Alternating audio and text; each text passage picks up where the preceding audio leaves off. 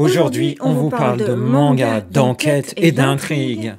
Mais Sakura, c'est Morgane et Rosalis sur la chaîne Rosalis Art. Allons-y. Aujourd'hui, trois nouvelles séries dans le sens dont on n'a pas eu l'occasion de parler dans nos précédentes vidéos. Même s'il y a une série, vous allez vous dire, mais c'est pas nouveau en fait, mais vous allez voir un peu pourquoi nous l'évoquons aujourd'hui. Les mangas d'enquête, les mangas d'intrigue. Il y a eu évidemment Détective Conan qui était sans doute le manga le plus populaire, le plus identifié sur cette thématique-là. Mais récemment, on a pas mal de mangas qui se situent à différentes périodes de l'histoire qui sont sortis avec cette thématique. Et je trouve ça vraiment intéressant. On commence avec la première lecture qui est... Les carnets de l'apothicaire, enquête à la cour. Et c'est là où vous allez nous dire, mais vous nous avez déjà parlé des carnets de l'apothicaire. Mais peut-être pas de celui-là. Mais pas celui-là. Prochainement sur la chaîne, il y aura une vidéo pour refaire le point sur les différentes adaptations des carnets de l'apothicaire. Mais plus exactement, ce qu'il faut savoir, c'est donc que c'est à la base un roman qui a été adapté en manga et en fait qui a connu deux adaptations qui sont toujours en cours au Japon en manga. Donc la première adaptation qui est arrivée chez Kiun, dont on a déjà eu l'occasion de parler et qui est en 12 tomes, le 13e tome sort bientôt à la fois au Japon et en France. Avec des super belles couvertures. Avec des super belles couvertures. Et eh bien, une autre adaptation qui est sortie au Japon, pareil, deuxième moitié des années 2010, qui est toujours en cours elle aussi, avec 17 tomes, donc un peu plus. C'est Les carnets de l'apothicaire, enquête à la cour. En fait, c'est vrai qu'il y a pas mal de personnes qui ne sont pas forcément familières avec l'univers du manga, qui s'imaginent que c'est d'autres histoires, que ça va être d'autres intrigues, mais en fait, non. Les carnets de l'apothicaire, enquête à la cour, part du même matériau, c'est-à-dire le light novel, c'est-à-dire le roman de base, qui lui aussi est désormais disponible en France, chez Lumen, d'ailleurs c'est marqué sur la couverture. Et les enquêtes, du coup, qu'on retrouve dans les carnets de l'apothicaire, enquête à la cour, eh bien, c'est les mêmes que celles qu'on a déjà suivies dans l'autre adaptation manga. Sauf que, voilà, c'est deux adaptations de la même manière que vous suivez l'animé et qui est sa propre adaptation.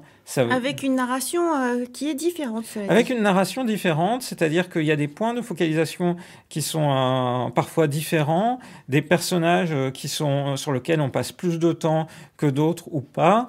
Et ici, en fait, la narration est un petit peu plus condensée. Il y a un peu plus de choses qui vont qui suivent le light novel, dans le sens où, paradoxalement, il y a plus de détails parfois.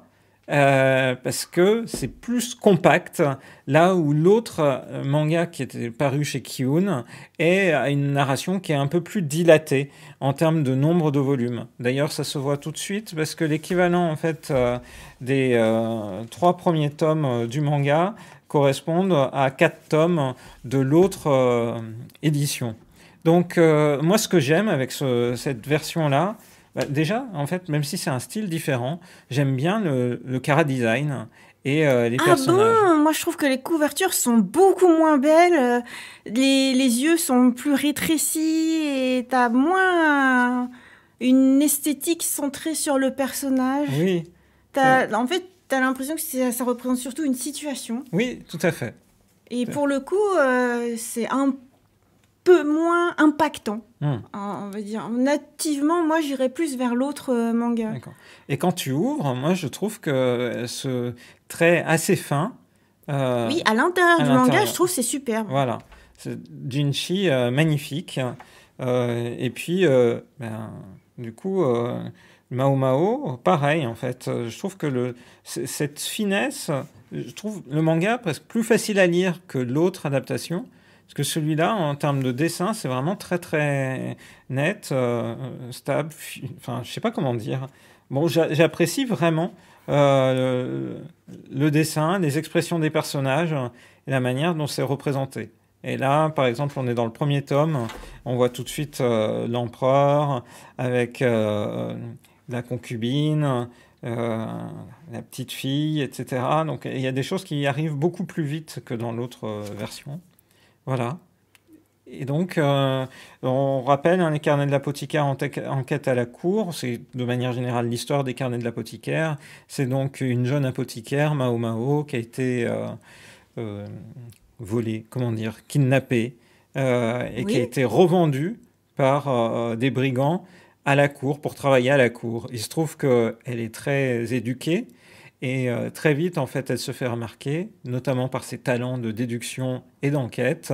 Et c'est ainsi que Jinshi, un eunuque qui semble présider, Ce qu'on croit être un eunuque. un eunuque qui préside plus ou moins tout ce se tient dans la cour intérieure, la repère et fait en sorte, du coup, de l'emmener à la cour intérieure pour qu'elle serve les concubines, les quatre, enfin une ou deux, parce que du coup ça change en fonction des moments, des concubines qui sont dans la cour intérieure. Ok, donc toi, tu aimes beaucoup cette Adaptation. adaptation-ci. Voilà.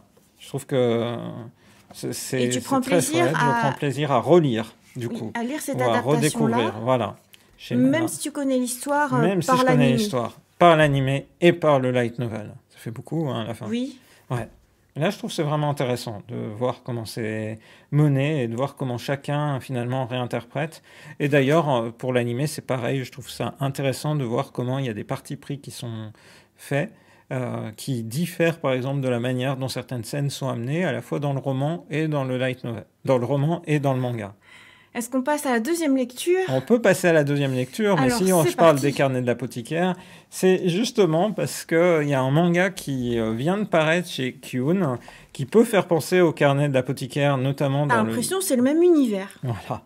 Dans le La sens... même cour intérieure. Oui, dans le même, un peu la même idée, parce qu'effectivement, on est à la cour intérieure de l'empereur, du palais impérial, et on suit Karine, qui est la fille de haut fonctionnaire le plus craint dans les contrées, vu comme un grand conspirateur, et elle qui rejoint la cour intérieure dans l'idée de pouvoir se faire des amis, en fait, elle est plutôt détestée, et tout le monde se méfie d'elle parce que tout le monde pense qu'elle est là juste pour jouer un mauvais tour.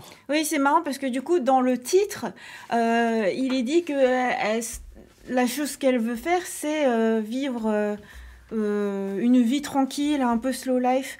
Et d'ailleurs, ils l'ont mis dans le titre du chapitre. Oui, tout à fait. Donc, c'est marrant parce que c'est un peu pour... Karine, une servante assassine qui aspire à vivre tranquille.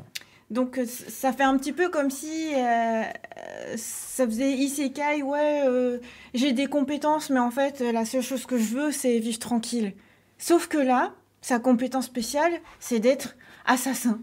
Ah ouais, elle a des talents particuliers qui lui sont utiles pour déjouer des pièges qui seraient menés à la cour, notamment parce que bien, l'empereur actuel qui a été mis à la tête de l'Empire est tout jeune, semble relativement faible ou frêle, et par ailleurs, il y a une lutte acharnée entre trois femmes dans le royaume, trois femmes du palais, dont l'impératrice douairière, donc il y a des complots.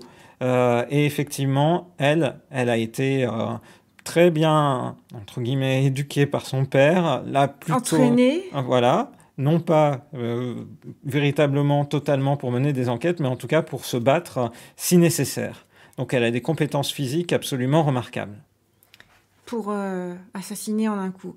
Et du coup, ça change beaucoup parce que là où Mao Mao, elle est complètement pacifique, elle cherche juste à résoudre, jamais à ramener à elle-même le fait d'avoir résolu ou d'avoir des richesses ou quoi que ce soit. Non, en fait, elle s'en fiche complètement.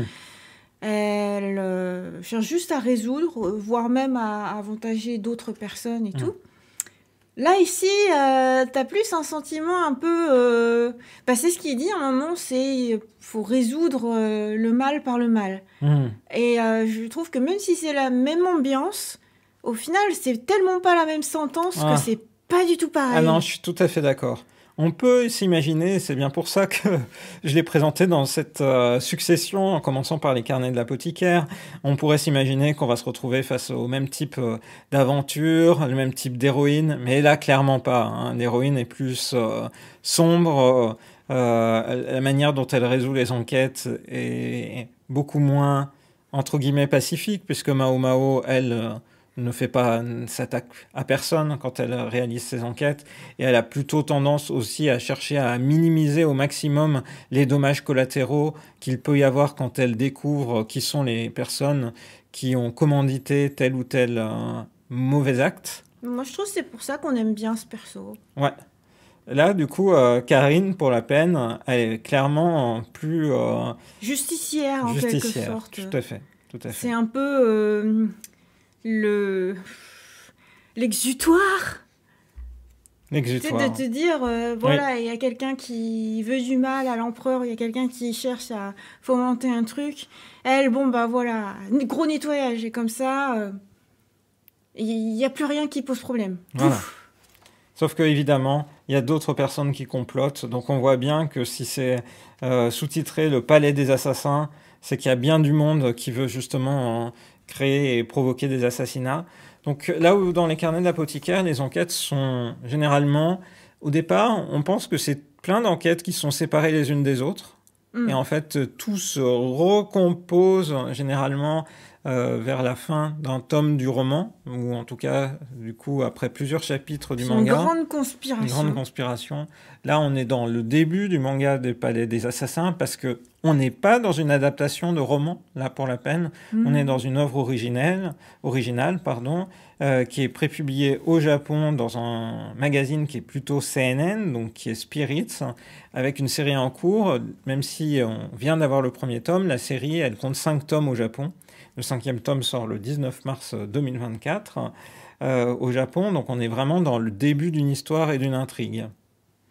Donc, même univers, pas tout à fait la même finalité. Pas tout à fait. C'était donc la 2e lecture. On passe à la 3e ? Ouais, la 3e lecture, c'est un gros coup de cœur de ma part. Ah, My Dear Detective. Donc là, on fait un bond dans le temps. Là, on est toujours quand même dans... Le retour dans le passé. On est quand même dans le passé, de la même manière que dans les carnets de l'apothicaire ou du Palais des Assassins, mais un peu plus tard. Mais cette fois-ci, plus dans le Japon ? Oui, on est au Japon, à la fin des années 1920, dans un contexte où le pays a subi plusieurs influences, notamment occidentales, se modernise beaucoup, mais d'un autre côté a du mal à laisser une place satisfaisante aux femmes pour travailler. Donc, notamment ici, l'héroïne, Mitsuko, elle est détective à Ginza, et quand elle rentre, par exemple, à un moment donné dans son bureau, marqué « Ne volez pas le travail des hommes, les femmes à la maison ». Donc on est dans une société qui est vraiment traversée à ce moment-là par ces modernisations et ces conflits. De base purement masculine. Oui. On rappelle un peu ce que c'est que le quartier de Ginza à Tokyo. Oui, donc c'est un quartier très luxueux, oui, où on retrouve plein de boutiques de luxe, de cafés. Donc c'est là où, on va dire, une certaine, non pas noblesse, mais bourgeoisie va passer son temps et dépenser son argent. Donc c'est pas une petite détective d'un petit village, quoi. Non, effectivement. Donc là, on est dans ce quartier, on reconnaît par exemple les bâtiments qui existent toujours à Ginza, dans un carrefour très connu. Voilà, 100 ans plus tard, ce type de grand magasin existe toujours. Et donc, l'héroïne, au départ, est un peu en quête de travail. Il se trouve que dans un café, alors qu'elle est en train de terminer sa boisson, elle se fait accoster par un jeune serveur qui paraît bien mystérieux, a priori, qui lui confie une enquête, c'est de retrouver la propriétaire d'une chaussure qui a été retrouvée devant le café avec un véritable diamant incrusté. Et c'est là la première enquête qu'elle doit mener. Super. Voilà, c'est une enquête qui montrera un peu de modernité aussi dans la réflexion, toujours sur la place des femmes, de la même manière que les autres histoires. Et d'ailleurs, ça commence presque de manière désintéressée, puisque finalement, le serveur, il pourrait très bien s'enfuir avec la paire de chaussures et le diamant, les revendre et se faire de l'argent. Et pareil pour les détectives, ils pourraient se dire, bon, bah, j'empoche quelque chose, et voilà. Mais non. Tout à fait. Ce qu'on veut savoir, c'est la vérité. C'est la vérité. Et donc, on découvre ici, il y a plusieurs enquêtes qui sont proposées dans ce premier tome. On sent qu'il y a un fil conducteur avec ce mystérieux personnage, Saku, qui est donc, dont on découvre un peu plus le passé dès la fin du premier chapitre, mais on ne va pas en dire plus ici. Et d'autres intrigues, des disparitions, des enquêtes. Vraiment, je trouve que c'est sympa. J'ai été surpris parce que je pensais que ça serait un manga d'enquête des années 1920, un peu tranquille et autres. Et il y a des thématiques ultra modernes qui sont traitées. C'est vrai que la couverture laisse penser que ça va être tranquille. Sinon, dans l'esprit, moi, je trouvais que ça me faisait un peu penser à City Hunter. Ouais. Dans le fait qu'il se passe des choses dans la ville moderne. Oui. Et pas du tout dans l'esprit carnet de l'apothicaire et tout, dans un peu un cercle fermé, maison close, tout ça.